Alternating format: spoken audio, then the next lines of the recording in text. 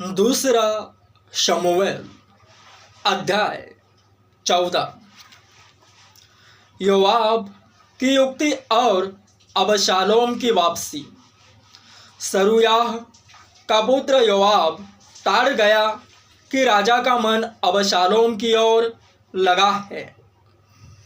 इसलिए योआब ने तकोवा नगर में दूत भेजकर वहां से एक बुद्धिमान स्त्री को बुलवाया और उससे कहा, शोक करने वाली बन, अर्थात शोक का पहरावा पहन और तेल न लगा, परंतु ऐसी स्त्री बन जो बहुत दिन से मृतक के लिए विलाप करती रही हो। तब राजा के पास जाकर ऐसी ऐसी बातें कहना। और योआब ने उसको जो कुछ कहना था वह सिखा दिया। तब तकोवा की वह स्त्री राजा के पास गई। तब मुंह के बल भूमि पर गिरकर दंडवत करके कहने लगी, राजा की दोहाई। राजा ने उससे पूछा, तुझे क्या चाहिए? उसने कहा, सचमुच मेरा पति मर गया और मैं विधवा हो गई, और तेरी दासी के 2 बेटे थे और उन दोनों ने मैदान में मारापीट की और उनको छुड़ाने वाला कोई न था। इसलिए एक ने दूसरे को ऐसा मारा कि वह मर गया।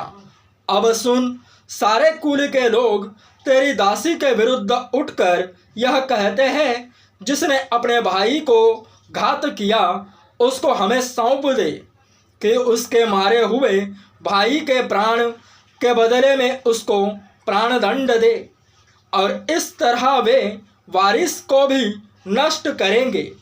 इस तरह वे मेरे अंगारे को जो बच गया है बुझाएंगे और मेरे पति का नाम और संतान धरती पर से मिटा डालेंगे।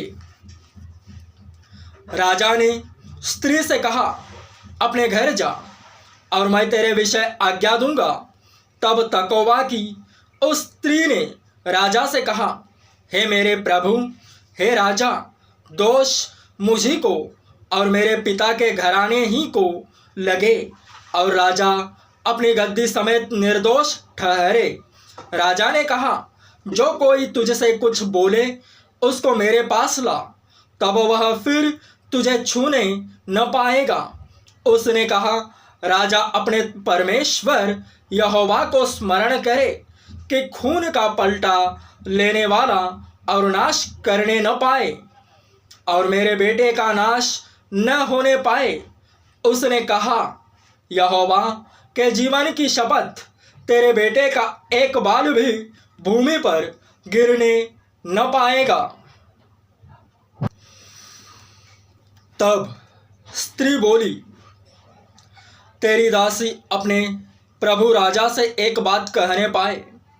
उसने कहा, कहे जा। स्त्री कहने लगी, फिर तूने परमेश्वर की प्रजा की हानि के लिए ऐसी ही युक्ति क्यों की है? राजा ने जो यह वचन कहा है, इससे वह दोषी सा ठहरता है, क्योंकि राजा अपने निकाले हुए को लौटा नहीं लाता।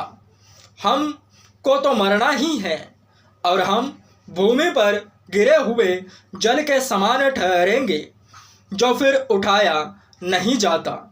तो भी परमेश्वर प्राण नहीं लेता, वरन ऐसी युक्ति करता है कि निकाला हुआ उसके पास से निकाला हुआ न रहे। अब मैं जो अपने प्रभु राजा से यह बात कहने को आई हूँ, इसका कारण यह है कि लोगों ने मुझे डरा दिया था। इसलिए तेरी दासी ने सोचा, मैं राजा से बोलूँगी, कदाचित राजा अपनी दासी की विनती को पूरी करे। निसंदेह राजा सुनकर अवश्य अपनी दासी को उस मनुष्य के हाथ से बचाएगा, जो मुझे और मेरे बेटे दोनों को परमेश्वर के भाग में से नष्ट करना चाहता है।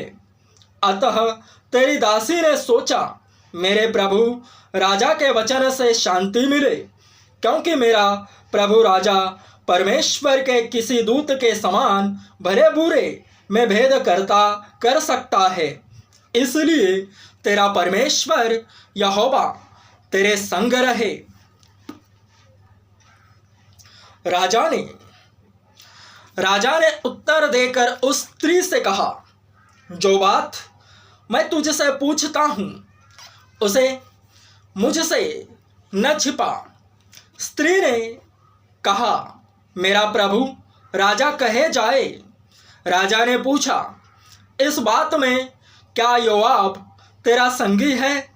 स्त्री ने उत्तर देकर कहा, हे मेरे प्रभु, हे राजा, तेरे प्राण की शपथ, जो कुछ मेरे प्रभु राजा ने कहा है उससे कोई न दाहिनी ओर मुड़ सकता है और न बाईं ओर। तेरे दास योआब ही ने मुझे आज्ञा दी और ये सब बातें उसी ने तेरी दासी को सिखाई है। तेरे दास योआब ने यह काम इसलिए किया कि बात का रंग बदले और मेरा प्रभु परमेश्वर एक दूत के तुल्य बुद्धिमान है। यहाँ तक कि धरती पर जो कुछ होता है उन सबको वह जानता है। तब राजा ने योआब से कहा, सुन, मैंने यह बात मानी है, तू जाकर उस जवान अबशालोम को लौटा ला।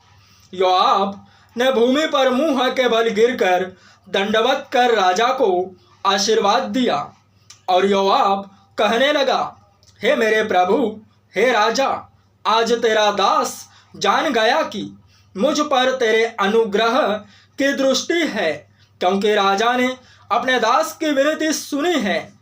अतः योआब उठकर गशूर को गया और अबशालोम को यरूशलेम ले आया। तब राजा ने कहा, वह अपने घर जाकर रहे और मेरा दर्शन न पाए। तब अबशालोम अपने घर चला गया और राजा का दर्शन न पाया। अबशालोम को दाऊद का दर्शन मिलना। समस्त इज़राइल में सुंदरता के कारण बहुत प्रशंसा योग्य अबशालोम के तुल्य और कोई न था, वरन उसमें नख से सीख तक कुछ दोष न था। वह वर्ष के अंत में अपना सिर मुंडवाता था, उसके बाल उसको भारी जान पड़ते थे, इस कारण वह उसे मुंडाता था। और जब जब वह उसे मुंडाता तब तब अपने सिर के बाल तौल कर राजा के तौल के अनुसार 200 शेकेल भर पाता था। अबशालोम के 3 बेटे और तामार नामक एक बेटी उत्पन्न हुई थी और यह रूपवती स्त्री थी।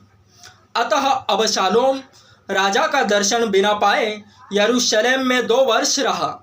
तब अबशालोम ने योआब को बुलवा भेजा कि उसे राजा के पास भेजे, परंतु योआब ने उसके पास आने से इनकार किया। उसने उसे दूसरी बार बुलवा भेजा, परंतु तब भी उसने आने से इनकार किया। तब उसने अपने सेवकों से कहा, सुनो, योआब का एक खेत मेरी भूमि के निकट है और उसमें उसका जौ खड़ा है, तुम जाकर उसमें आग लगाओ। इसलिए अबशालोम के सेवकों ने उस खेत में आग लगा दी। तब योआब उठा और अबशालोम के घर में उसके पास जाकर उसने उससे पूछने लगा, तेरे सेवकों ने मेरे खेत में क्यों आग लगाई है? अबशालोम ने योआब से कहा, मैंने तो तेरे पास यह कहला भेजा था यहाँ आना कि मैं तुझे राजा के पास यह कहने को भेजूं, मैं गशूर से क्यों आया? मैं अब तक वहाँ रहता तो अच्छा होता। इसलिए अब राजा मुझे दर्शन दे और यदि मैं दोषी हूँ तो वह मुझे मार डाले। तब योआब ने राजा के पास जाकर उसको यह बात सुनाई और राजा ने अबशालोम को बुलवाया। अतः वह उसके पास गया और उसके सम्मुख भूमि पर मुंह के बल गिर के दंडवत की और राजा ने अबशालोम को चूमा।